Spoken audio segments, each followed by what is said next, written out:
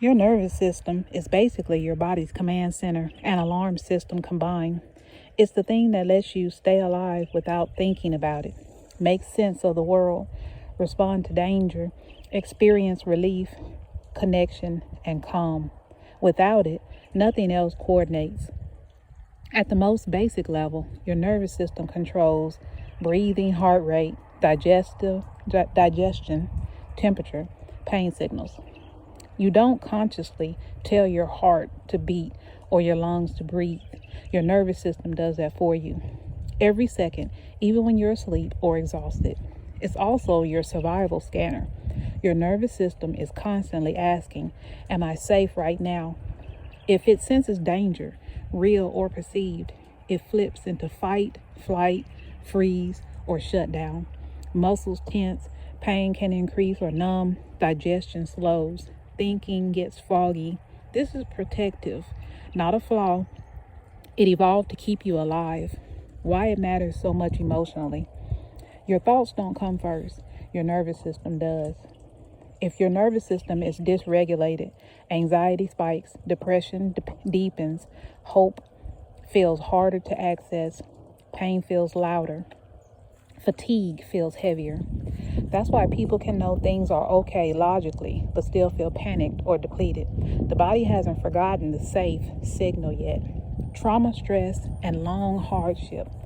When someone lives through chronic stress, pain, instability, being misunderstood or blamed, financial insecurity, the nervous system can stay stuck in survival mode. That doesn't mean you're broken. It means your body adapted to protect you.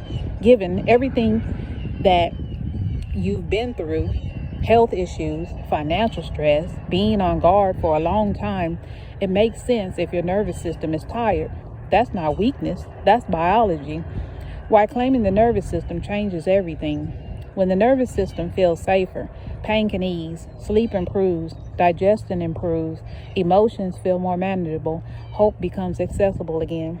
This is why small things matter. Warmth, slow breathing, sunlight, gentle movement, feeling believed or understood. They send the message, you're okay right now. The big picture.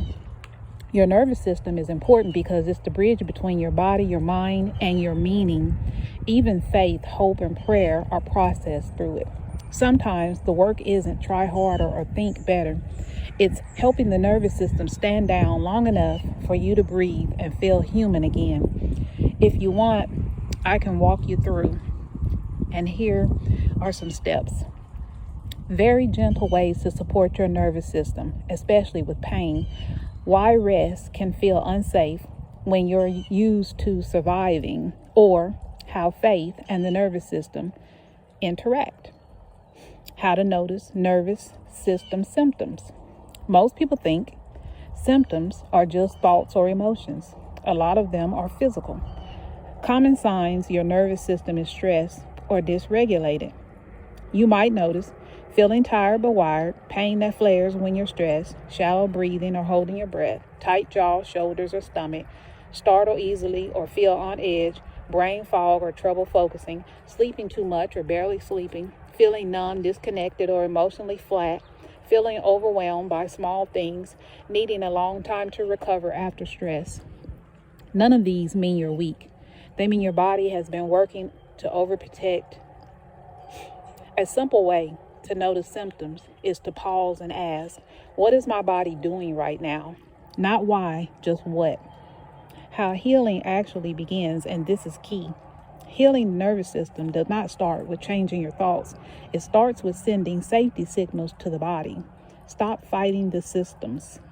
This is a hard but powerful thing to do. Instead of, why am I like this? You should be over this. Something is wrong with me. Try, my nervous system is doing its job even if it's exhausted. That mindset alone can lower stress. Regulate before you reflect.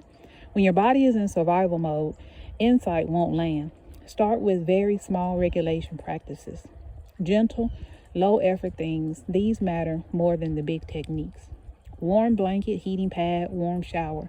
Slow breathing in through the nose, out through the mouth, longer exhale. Sitting in sunlight for 5 to 10 minutes. Putting your feet flat on the ground and noticing contact. Soft music or silence, not stimulating noise. One hand on chest, one on the stomach. You're not doing nothing. You're telling your nervous system you're allowed to stand down a little. Learn your personal patterns. Over time, notice what makes symptoms worse, what brings even 5% relief. Do you feel better after rest or worse? Does talking help or does quiet help first? Healing isn't copying someone else's routine, it's listening to your own system. You might even notice that stress creates pain and fear, creates shutdown, overwhelm, creates numbness. That's awareness is healing by itself. Add safety before pressure. If you lived in survival mode, your body may interpret deadlines, expectations, shoulds, even positive change as danger. So healing looks like doing less, not more, slower transitions, permission to pause, realistic goals, not fix everything. This is especially important when you've had long-term stress, pain, or instability, which you have. Bring meaning back gently. Once your nervous system gets moments of calm, like things like prayer, reflection, journaling, hope, future thinking, start to feel accessible again. Faith and meaning don't disappear when the nervous system is stressed.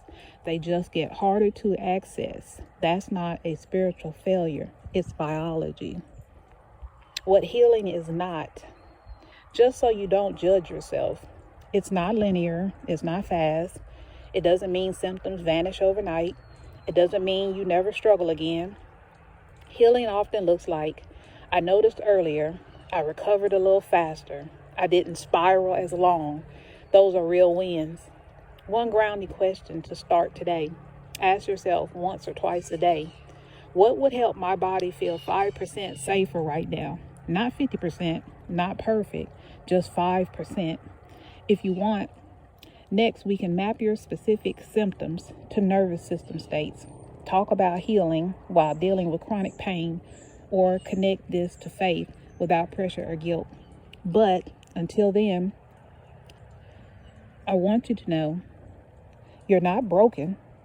Your body has been protecting you for a long time, and now it's asking for care.